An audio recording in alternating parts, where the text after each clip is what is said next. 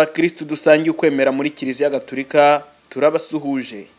Uyu munsi turaganira kuri Musenyeri Antoine Kambanda, umushumba wa Arikidiyosezi ya Kigali. Ibikorwa aherutse gukora byatuma umuntu amwita umufarizayi. Muti kubera umushumba wa Arikidiyosezi ya Kigali Musenyeri Antoine Kambanda mu cyumweru gishize yasezereye muri Kiliziya Gatolika intwarane za Yezu na Mariya, umuryango w'abamonaki ukora nk'uwabihaye Imana, awuziza kutemera amabwiriza ya Kiliziya kandi ukaba ukunda guteza imvururu. Uyu muryango wamenyekanye cyane mu mwaka wa 2013 ubwo bamwe mu bawugize bafungwaga bazira gukora urugendo mu mahoro bashaka kwinjira mu rugo rwa Perezida Kagame ngo bamugezeho ubuhanuzi Imana yabahaye.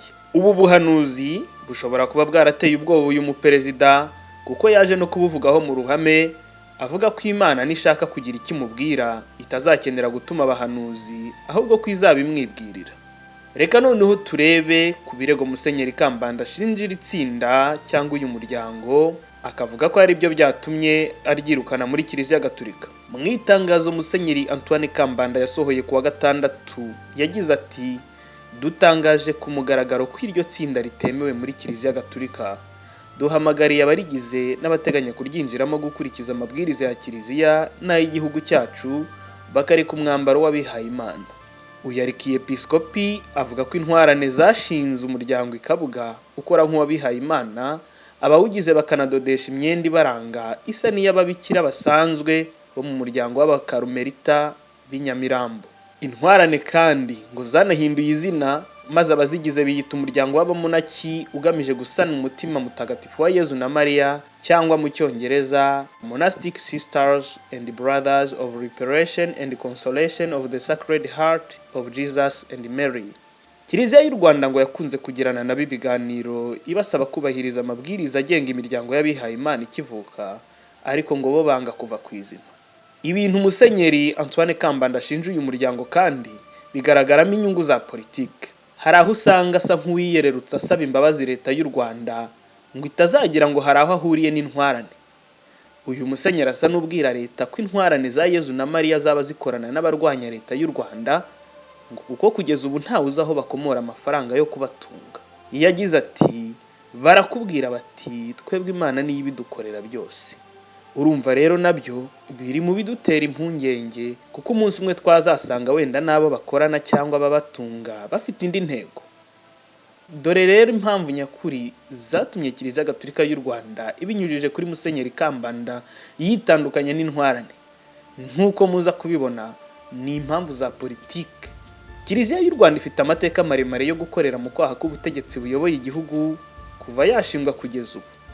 Ibi tuzabibagezaho ku buryo burambuye mu zindi nkuru zizanyura kuri uru rubuga rwa Kiliziya imwe.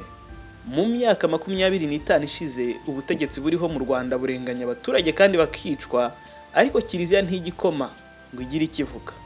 Ibi rero ni ibintu birakaza Imana kuko Yezu ashinga Kiliziya yabwiye intumwa ko zizemera bakazitoteza, ariko zikarwanya ikibi aho kiva kikagera. Intwarane rero ni itsinda ry'abakristo ryiyemeje kwamagana ikibi mu Rwanda. Iyo zivuga ko Roho Mutagatifu yazitumye ku mukuru w'igihugu, umuntu yabyumva vuba nubwo nta gihamya gihari, kuko n'Imana ntiyishimira ibiba ku Banyarwanda muri iki gihe kandi bikorwa ku kagambane ka Kiliziya n'abayobozi bayo. Naho ibyo kuvuga ngo intwarane ntizakurikije ibigenga imiryango y'abihaye Imana ikivuka ntitwabitindaho, kuko n'indi miryango y'abihaye Imana ikomeye muri Kiliziya byagiye biyitwara imyaka myinshi mbere yuko yemerwa na Musenyeri waho ikorera cyangwa na Papa ubwe. Imwe yagiye ibanza gukorera mu butayu no mu bwihisho igihe kirekire. Ese muri make intwarane ni bantu ki? Intwarane za Yezu na Mariya n'umuryango w'Abakristo b'Abagatolika watangiye gahoro gahoro. Abawugize batangiye bakorera mu ngo zabo. Mu mwaka wa 2013 11 mu bawugize barafunzwe bashinjwe ibinyoma nyuma yo gufatwa bashaka kujya guhanurira Perezida Kagame. Bivugwa ko abo bantu 11 babanje kuburizamo misa kuri Katedrale ya Saint Michel, padiri akitabaza polisi. Bahise berekeza ku rugo rw'umukuru w'igihugu kwa Kagame mu Kiyovu cy'abakire, bavuga ko we Perezida Kagame n'abamufasha kuyobora ari abanyagitugu kandi ko nibatihana ubutegetsi bwabo bugiye kuvaho mu gihugu hakameneka amaraso menshi. Nyuma intwarane zerekeje mu Gakinjiro zivuga ngo nimuticuza ngo mureke ibyaha hazameneka amaraso arutayamenetse muri jenoside yo mu 1994. Aba barafashwe barafungwa gusa mu mwaka wa 2015 bahanagurwaho ibyaha n'urukiko rw'ikirenga. Twasoza twibaza tuti ese aho Kiliziya ntiyari ikwiye kwisuzuma ngo irebe n'ibidashyigikiye Herodi na Pilato nk'uko abafarizayi bo mu gihe cya kera babigenje? Musenyeri Kambanda aho kuba umufarizayi ahubwo nafata iya mbere asaba abanyarwanda n'abayobozi babo barangajwe imbere na Kagame kwihana no kureka ibyaha nk'uko umubyeyi Bikira Mariya bidusabye ubwo yabonekeraga abana 3 ikibeho, ndetse nk'uko intwarane zibisaba mu buhanuzi bwazo. Amatangazo ya Musenyeri Kambanda yo kwamagana intwarane ahubwo nayo kuzamamaza kugira ngo n'abatari bazizi bazimenye. Nasohore n'andi menshi wenda bumva ubutumwa bwazo bakwiyongera. Kanda kuri iyo buto itukura iri hano hepfo ukore subscribe kuri iyi channel ukomeze gukurikirana amakuru n'ubusesenguzi burebana na Kiliziya Gatolika.